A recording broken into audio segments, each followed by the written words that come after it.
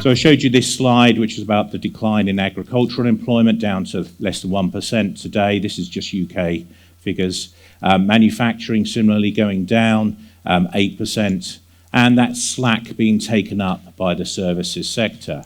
But what's the impact of AI going to be on all of this?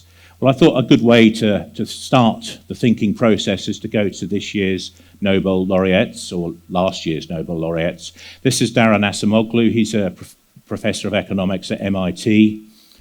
Acemoglu is something of a skeptic with regard to AI. He's a bit of an outlier.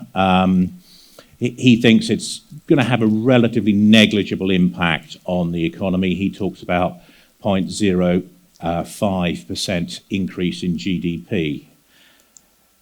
In sort of the polar opposite position to this is Demis Hassabis. He won the Nobel Prize for chemistry, and it was his AlphaFold and its ability to identify protein structures that he won the Nobel Prize for, along with a couple of others. And he thinks this is the biggest thing we have seen, well, for several centuries. And this is Geoffrey Hinton. He won the Nobel Prize for physics. Hinton is seen as the godfather of AI, and Hinton, like Hassabis, is very much a bull on the whole piece. And in fact, he's so concerned about it, he's spending most of his time warning about the potential challenges we're going to face societally as a result of AI. I asked AI, inevitably, what it thinks about what's going to be happening. And this is what it pumped out. I pointed in the direction of a few source materials, and this is what it thought about the UK over the next decade. So something like up to 6 million job losses, but new jobs being created, and it reckons something like 1.5. So a clear, sizable net job deficit, as it were. And notably, it was office jobs. Big boost to GDP, and also there's those concerns that Hinton addresses. So what does this look like? So I thought, actually, rather than just taking that services employment piece, just strip out and have, this is a very rough proxy, but it's office jobs. What are office jobs? What's going to happen to those office jobs? And this is the sort of low case and high case with that AI sort of examination I asked it to do. How can you stress test this? Well, a classic way economists do this is to extrapolate from the micro up to the macro. You don't get much more micro than my business. There's only two of us actually at 020 Communications. We own this event, and we publish a journal called Hotel Analyst, which is for investors in the hotel business.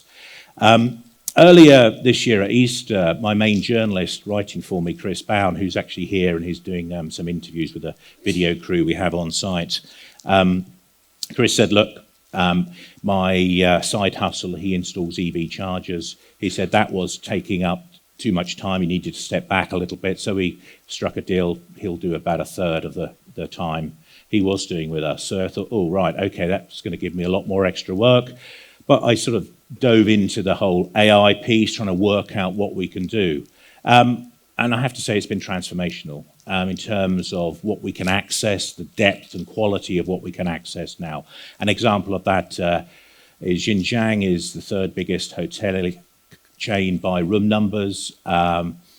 They don't publish anything in English, pretty much. I just fed in their annual report. They've got a listed subsidiary in Shanghai in Mandarin. I shoved that report in there, and I was able to get a pretty good, the best piece I've ever been able to write about this company, which is obviously huge and meaningful in terms of the hotel industry, thanks to AI. So in net, what's happened with AI in our business is probably taken about 25% of our labour time out. Sarah's fired me as the copywriter. I used to write all the marketing stuff. She likes it that AI doesn't need a cup of coffee in the morning and just gets on with it. So we've had a huge productivity gain as a result. This is Tim Pullen. He runs a company called Thought River. I play tennis with Tim in Cambridge. And for the last 10 years, Tim has been feeding legal contracts into his, what were then initially called machine learning bots, now of course called AI bots. And Tim is able in moments to produce an analysis of a series of legal docs. So an example would be how this would work is if you're doing a takeover, there's a big data room, you'd normally send in a team of junior lawyers, take a couple of weeks to get a series of reports to be reviewed by a senior lawyer. Now you feed those data room docs into Tim's bots and you get a report in moments. And it's not a case that those senior lawyer jobs are being replaced. If anything, they're even more valuable today. But it's those junior lawyers which are no longer needed.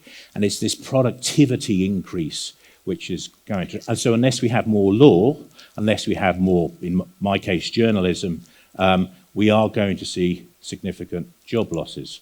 And the final example is Professor Nico Similo, who's speaking later today. He's a professor of our knowledge partners, UCL.